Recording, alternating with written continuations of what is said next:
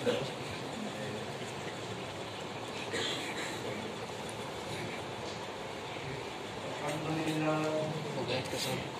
لله وحده لا شريك له والصلاة والسلام على من لا نبي بعده أما بعد فأعوذ بالله من الشيطان الرجيم بسم الله الرحمن الرحيم ما كان محمد أبا أحد من رجالكم ولكن رسول الله وخاتم النبيين وكان الله بكل شيء عليما وقال النبي صلى الله عليه وسلم أنا خاتم النبيين لا نبي بعدي اللهم صل على محمد وعلى آل محمد كما صليت على إبراهيم وعلى آل إبراهيم إنك حميد مجيد اللهم بارك على محمد وعلى آل محمد كما باركت على إبراهيم وعلى آل إبراهيم إنك حميد مجيد محترم بزرگوں اور دوستوں، مسلک اہل سنت والجماعت احناف دیوبند سے تعلق رکھنے والے غیور سنی نوجوان بھائیوں، میں نے قرآن کریم کا ایک مختصر سا حصہ اور ذخیرہ احادیث میں سے خاتم الانبیاء حضور اکرم صلی اللہ علیہ وسلم کی ایک حدیث مبارک تلاوت کی ہے۔ دعا فرمائے اللہ مجھے دلائل کے ساتھ بات کرنے کی توفیق عطا فرمائے۔ اللہ رب العزت نے اس آیت میں 3 باتیں عموماً بیان فرمائی ہیں۔ نمبر 1 نام محمد، نمبر 2 کام محمد، نمبر 3 مقام محمد۔ ہم نے جس نبی کا کلمہ پڑھا اس نبی کا نام کیا ہے؟ ہم نے جس نبی کا کلمہ پڑھا اس نبی کا کام کیا ہے؟ ہم نے جس نبی کا کلمہ پڑھا اس نبی کا مقام کیا ہے؟ ہم نے جس نبی کا کلمہ پڑھا ہے اس نبی کا نام محمد ہے صلی اللہ علیہ وسلم۔ ہم نے جس نبی کا کلمہ پڑھا اس نبی کا کام رسالت ہے۔ ہم نے جس نبی کا کلمہ پڑھا اس نبی کا مقام ختم نبوت ہے۔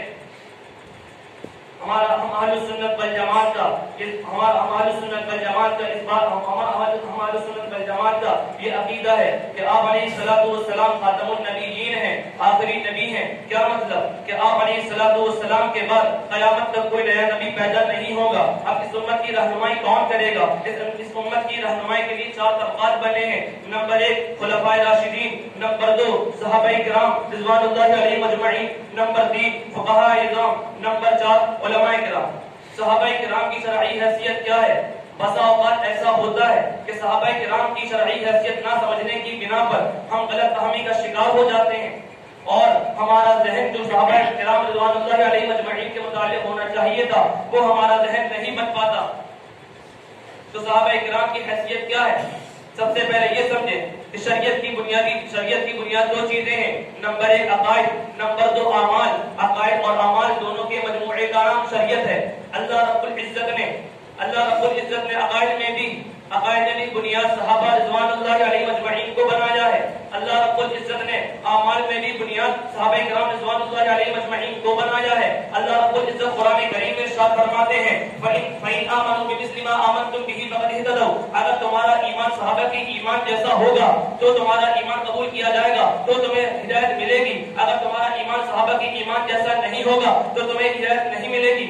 تو ایمان اور جب اعمال اور مسائل کی بات آئی تو حضور اکرم صلی اللہ علیہ وسلم نے قرآن کریم میں ارشاد فرمایا والسابقون الاولون من المہاجرین والانصار، کہ مہاجرین و انصار میں سے وہ لوگ جو پہلے ایمان لائے، والذین تبعوهم باحسان، اور جنہوں نے ان کی اتباع کی، رضی اللہ عنہم، اللہ ان سے راضی ہے، ورضوا عنہ، اور یہ بھی اللہ سے راضی ہیں۔ اللہ نے رضامندی کے لیے 2 طبقات بیان کیے ہیں۔ نمبر 1 والسابقون الاولون من المہاجرین والانصار، کہ پہلا طبقہ مہاجرین و انصار صحابہ کا ہے، اللہ ان سے بھی راضی ہیں۔ والذین تبعوهم باحسان، دوسرا طبقہ وہ ہے جنہوں نے ان کی اتباع کی ہے تو اللہ ان سے بھی راضی ہیں۔ اللہ رب العزت نے عقائد میں بھی بنیاد صحابہ کو بنایا ہے، اعمال میں بھی بنیاد صحابہ کو بنایا ہے۔ اب سوال یہ پیدا ہوتا ہے، اللہ رب العزت نے قرآن کریم میں ارشاد فرمایا وَإِنْ آمَنُوا بِمِثْلِ مَا آمَنْتُمْ بِهِ فَقَدِ اهْتَدَوْا، اگر تمہارا ایمان صحابہ کے ایمان جیسا ہوگا تو تمہارا ایمان قبول کیا جائے گا، ورنہ قبول نہیں کیا جائے گا۔ हमारा ईमान सहाबा के जैसा बन सकता है? नहीं बन सकता। हमारा ईमान सहाबा के जैसा नहीं बन सकता, तो हमें हिदायत ही नहीं मिलेगी। इसका मतलब तो यह हुआ कि अल्लाह रब्बुल इज्जत हमें इस बात का हुक्म फरमा रहे हैं कि जो हमारे अख्तियार और बस में नहीं है, जिसको उलमा की जुबान में तकलीफ माला युताफ कहते हैं, कि अल्लाह रब्बुल इज्जत ने बंदे को उस चीज का मुकल्लफ बना दिया जो उसके बस और इख्तियार में नहीं। इस सवाल का जवाब ये है कि अल्लाह रब्बुल इज्जत ने इस आयत में जब से मिस्ल को लाए हैं, मिस्ल की दो किस्में होती हैं, एक होता है मिस्ल बिल कैफियत, एक होता है मिस्ल बिल कमियत। मिस्ल बिल कैफियत और चीज है, मिस्ल बिल कमियत और चीज है। एक चीज की दो चीजों की एक हालत हो, मिस्ल बिल कैफियत कहलाती है।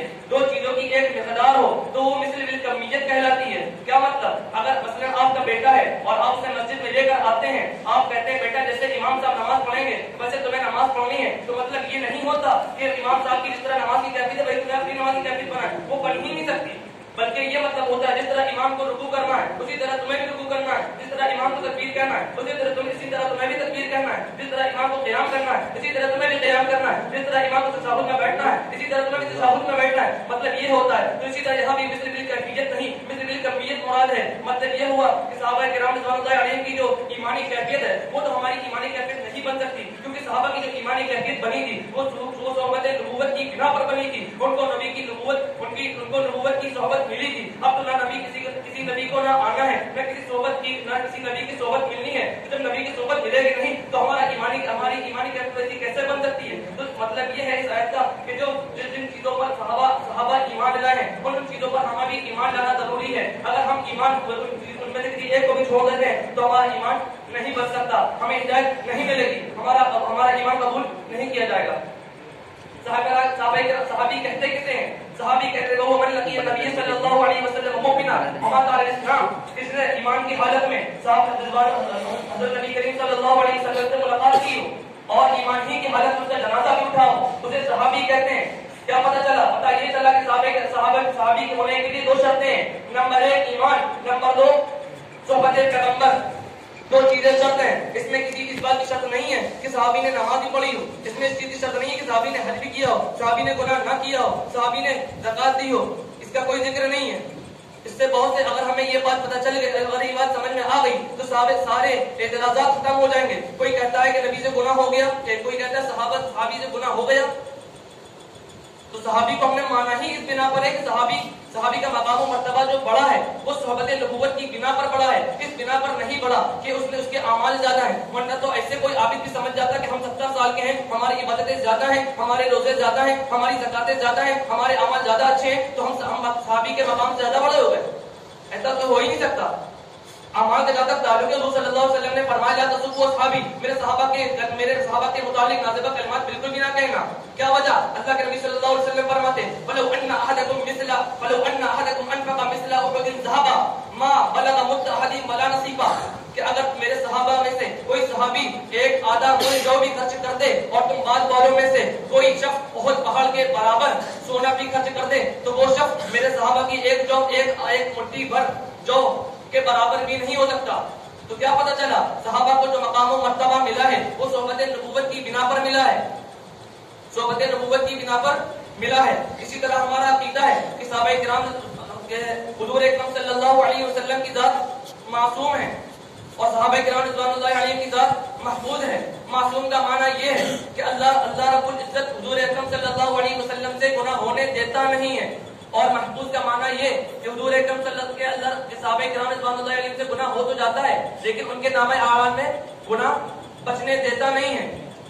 उनके नामे आमाल में जो भी गुनाह चढ़े होते सब खत्म हो जाते हैं। तो सहाबी भी पाक हैं और नबी भी पाक है, सहाबी भी पाक है। नबी से एतबार से पाक है, उनसे गुनाह हुआ ही नहीं, और सहाबी से एतबार से पाक है, उनसे गुनाह तो हुआ लेकिन उनके नामे आमाल में कोई गुनाह बचा नहीं है। अब तनकीद किस बात की हम करेंगे? लोग कहते हैं कि सहाबा से गुनाह हो गया, वो कहते हैं सहाबा से गुनाह हो गया। तनकीद की दो वजूह होंगी, या तो अकीदे की बिना पर तनकीद होगी या आमाल की बिना पर तनकीद होगी। अकीदे की बिना पर अगर तनकीद हो तो मैं कहता हूँ कि सहाबी हुआ ही तो शख्स सहाबी हो ही नहीं सकता, क्योंकि सहाबी को माना ही इसलिए नंबर 1 शर्त क्या थी?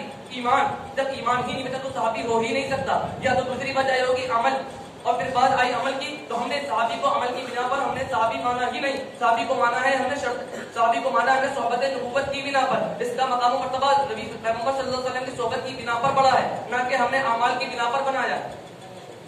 तो सहाबा किराम रिज़वानुल्लाहि अलैहिम अजमईन की जात महफूज है, अंबिया किराम अलैहिस्सलाम की जात मासूम है। और जो हजरात सहाबी को गाली देते हैं, सहाबी के मुतालिक उनकी शान में गुस्ताखियां करते हैं, उनकी मजम्मत बयान करते हैं, तो फुक़हा किराम ने यहाँ तक ये बात लिखी है कि वो शख्स किसी आलिम दीन की इस बिना पर तौहीन करे कि ये आलिम दीन है, तो ये उस आलिम की तौहीन नहीं बल्कि ये इल्म नबुव्वत की तौहीन है। इसी तरह कोई शख्स किसी सहाबी को गाली दे, किसी सहाबा की मजम्मत बयान करे, तो वो शख्स मुसलमान नहीं रह सकता, वो शख्स मुसलमान नहीं रह सकता, क्योंकि ये सहाबियत की बिना पर, उसके नबी की सोहबत हासिल करने की बिना पर उसको गाली दे रहा है। क्या कोई शख्स हज़रत अबू बकर सिद्दीक़ रज़ियल्लाहु अन्हु की गाली देकर मुसलमान रह सकता है? क्या कोई हज़रत उमर फारूक रज़ियल्लाहु अन्हु को गाली देकर मुसलमान रह सकता है? क्या कोई हज़रत उस्मान बिन नूरैन रज़ियल्लाहु अन्हु को गाली देकर मुसलमान रह सकता है? क्या कोई अमीर मुआविया रज़ियल्लाहु अन्हु को गाली देकर मुसलमान रह सकता है? क्या कोई उम्मुल मोमिनीन आयशा रज़ियल्लाहु अन्हा को गाली देकर मुसलमान रह सकता है? अल्लाह हम सबको बात समझने की तौफीक अता फरमाए। वमा अलैना इल्लल बलाग।